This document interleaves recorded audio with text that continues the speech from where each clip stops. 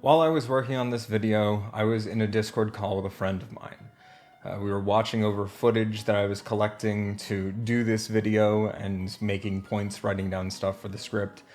And that friend, when I paused the video, just stopped and said, "Alex, I thank you for your company, but I can't thank you for what you made me just watch."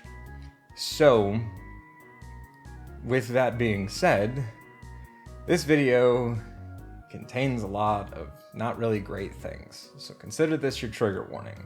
I'll put on the screen the stuff that I include by the end of this, but yeah, because we're not talking about great stuff, because we're not talking about a great person. The reason I wanted to even make this video is, well, I've been trying to come up with a good reason to make it for a while. I learned of this person back in February of 2022. Saw some stuff on Reddit about them and about some weird things that they did. I thought it would be a funny video to make. And then while I was working on putting together a funny video for that, a YouTuber named Danny Gonzalez made a video on that same funny thing. But he went into a little bit more detail about the person doing the weird thing.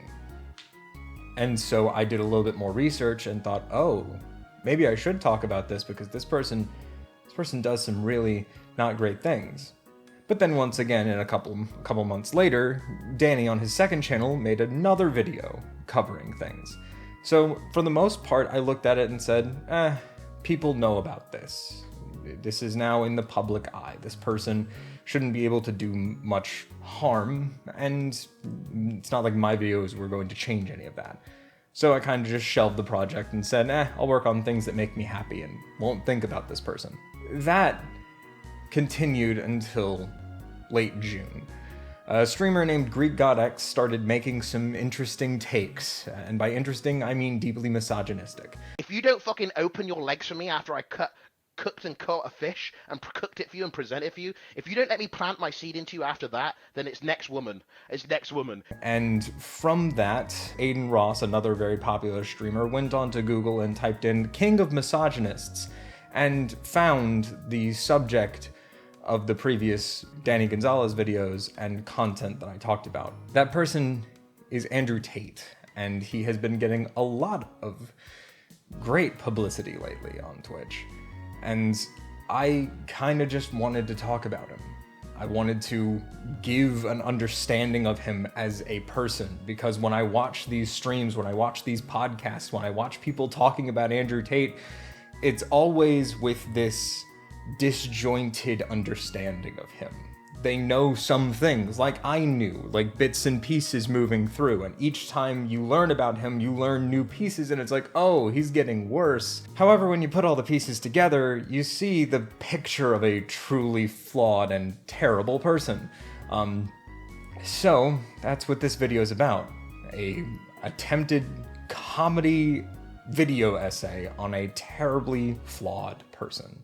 Flying around in private jets, running around with AKs, ARs in Ukraine, saving people from hostage situations, making millions of dollars, driving around in sports cars, living the life you wish you had.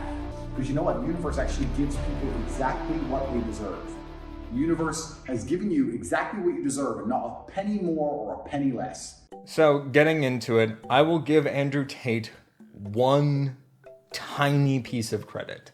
The one thing that he did himself. So you see, Andrew Tate grew up poor. He worked very hard to become a kickboxer. And to his credit, he's a good kickboxer. He did a good kickbox multiple times. When he says he is a world champion kickboxer, there is proof and evidence behind those statements. He's a good kickboxer. And thus it makes sense when he talks about himself on his websites and on his appearances, he usually tries to mention that whole world championship kickboxer. It's a very important part of his life, as it's one of the big things that he accomplished. And it makes even more sense why he would mention that, as you move through his life, you learn that that's probably the only thing he's accomplished on his own. After solidifying his kickboxing career, Andrew worked together with his brother Tristan to create a webcam studio as a side business.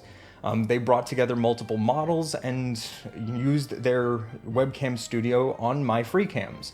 Now, calling it a studio gives it a lot more credit than it probably deserves, since they really didn't offer all that much, as MyFreeCams didn't really need the same kind of protections as YouTubers needed from multi-channel networks. And from the descriptions that you can see in different articles that talk about it, they were really only offering about the same level of support that those multi-channel networks did back in the old YouTube days. That would be already kind of shitty if it wasn't also compounded by the fact that Andrew and Tristan were also encouraging their models to engage in scams and less than savory business practices. They pushed their models to encourage parasocial relationships and then use those parasocial relationships combined with lies such as, I need more money for my student debt, or I need money for medical debt, or I need money to get out of bad situations, to milk that parasocial relationship for more money outside of the normal realm of what MyFreeCams would offer. And while Andrew and Tristan were encouraging their models to scam the viewers, Andrew and Tristan were also engaged in scamming the models. Andrew himself says that his goal was to make women fall in love with him. He would bring them into his life and test if they're quality, and then get them set up doing webcamming, even if that wasn't something that they would consider doing before. He says that he did it with at least 50% of their workforce, that their workforce was about 75 people, so you're shooting somewhere in the ballpark of like 36 women who were emotionally manipulated by Andrew Tate to become webcam models, even if they really didn't want to. So after Andrew and his brother set up their webcam studio, Andrew wanted to set up a secondary stream of income. He started working on two different little side ventures, Hustlers University and The War Room. The War Room being the thing that brought me into this, and Danny Gonzalez did a great video covering it if you want to check that out. The War Room and Hustlers University have been called by many people in live streams and podcasts as an MLM, which it is in a sense, but I feel like it's much more similar to a guru scam. That Andrew Tate is a genius and this sort of cult of personality-esque leader who can teach you how to become better at business, better at getting with women, and better at all these things. It quite literally combines together so many different little alpha bro scams that it's honestly like surprisingly well thought out. It's not only your basic guru scam, it also includes things on cryptocurrency, which is usually scams. It includes things like getting with women, so pickup artist classes, which are for most people who use them, scams. And all of this just combines together to create Hustlers University, the cheaper option. War Room costs a whole lot more, but that's the best part about the War Room. You're not just paying to learn from anybody, you're learning from Andrew Tate himself. You're learning in live sessions where he flies you out to lift milk jugs on the top of a mountain and go gambling with him. The War Room is so much more, and that's why it costs so much more. Well, the War Room also kind of leads to creating this sort of pseudo-private military corporation. And it's not so much that Andrew Tate now has a private military corporation, he has a private military corporation that pays him for the privilege to be it. Gotta hand it to him. That's a solid girl boss. And so there you have Andrew's streams of income, the things that make him the world champion kickboxer / multi-millionaire he is today. But that then begs one new question. Andrew, why'd you move to Romania? Andrew Tate does most of his work out of a compound in Romania. And while he has lots of different reasons why he loves to live in Romania, the lack of knife crime. There's gangs in London. I recommend everyone to do this. Go to Google right now, type in London stabbing, and click on news. There's 100 stabbings a month. The ability to wander the streets freely without a shirt on, living his best life. On a podcast, he had a very different reason for leaving the UK. A story that he tells that one of the models that was working for him in his webcam studio accused him of assault. While that charge was dropped, while the police were investigating that charge, they found evidence to bring up, Took all my electronics, took all my phones, all my laptops, went through my entire personal life, found 11 new things to raise charges against me for. Charges that Andrew was very angry to receive. I mean, why would anyone charge him with those? That's the problem with the Western world. Okay, but we've been through his life. He has a Lambo and a bunch of pussy, and he's enjoying himself, and that's not allowed in the Western world. Yeah. So we've been through his life, and we found 11 new reasons to raise crap against him.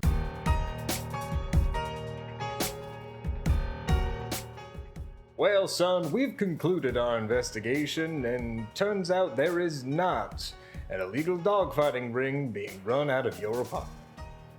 Well, officer, I'm glad we were able to get this all cleared up, as I'm very obviously not running an illegal dogfighting ring out of my apartment. Well, while we were investigating, we found something suspicious over in that back room over there. We found machinery used to make bootleg copies of Minions, The Rise of Gru, and as that's illegal, we're gonna have to take you in. Of course. Why would I expect any different? We're in the Western world, and that's just how things are. I can't be successful here. As a man of privilege, a man who just wants to bring Minions, The Rise of Gru, to the people, I cannot succeed. And that is why I am going to flee to Bulgaria, where I can properly bring Minions, The Rise of Gru, to the people. You do realize that's a felony.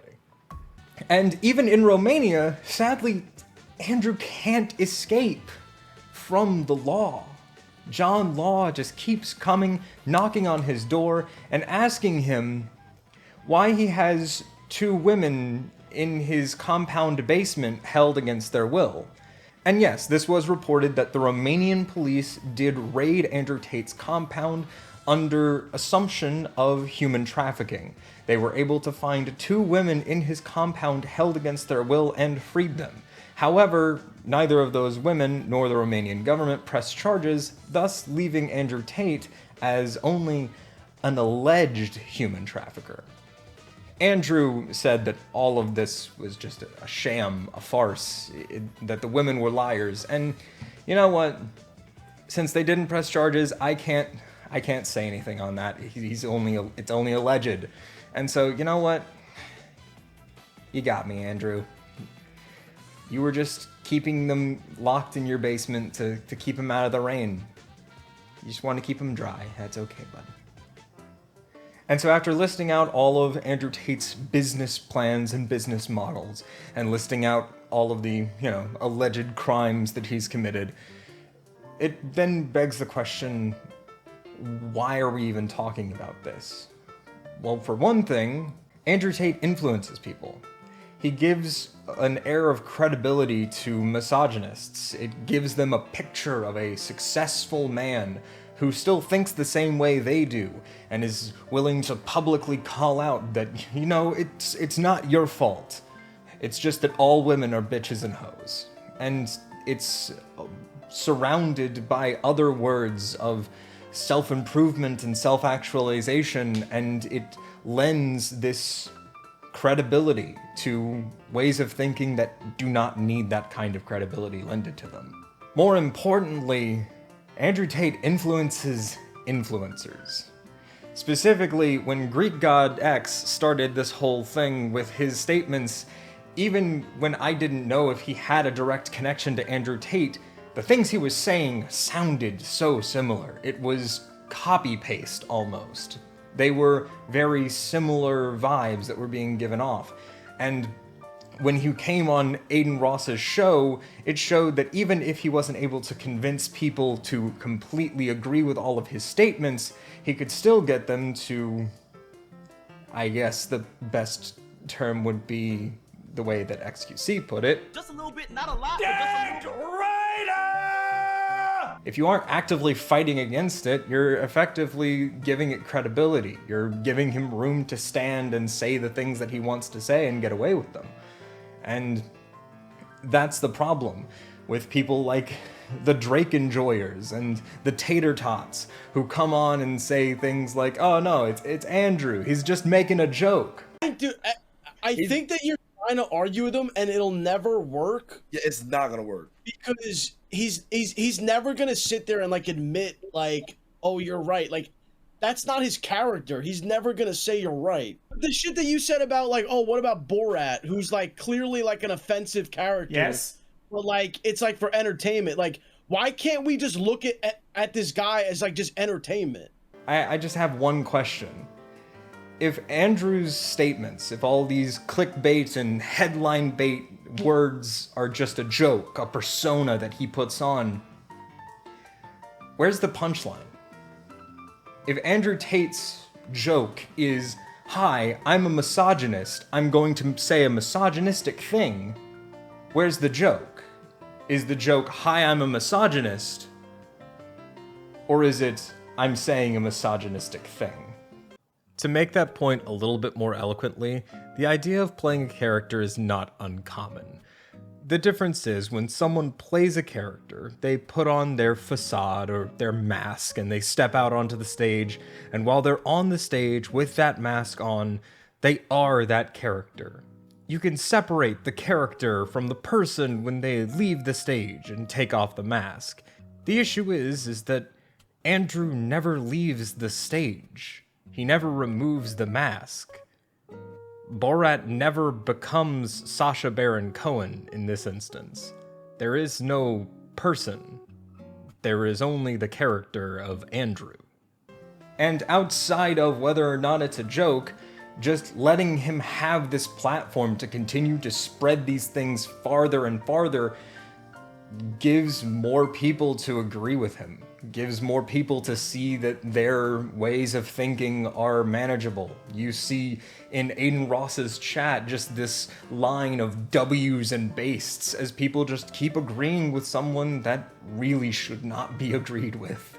I'm a realist, so like I'm realistic. So when I say shit like girls can't drive, everyone calls me a misogynist. I'm not a misogynist, I'm a realist. Yeah! Yeah!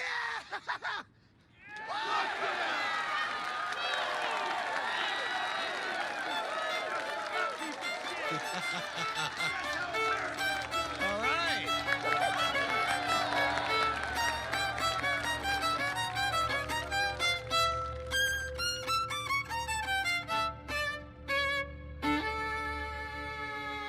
But there is some good influence that comes from this too. It brings people to the forefront to unequivocally attack and make points against what Andrew Tate is saying. I'm not an XQC viewer. I have trouble interpreting what is effectively French-Canadian beatboxing, but I did a lot of work to brush up on my French-Canadian beatboxing, and X makes great points. He is able to attack Andrew's arguments and bring forth, with an audience behind him, the ability to see through this sort of facade that he has built. You compare the behavior and the potentials of her being stolen to a parked Lambo. Therefore, I have to use that analogy when talking about the girls that you are dating, and you are saying, I'm sorry, it's not an insult. You made this precedent. I have to use it.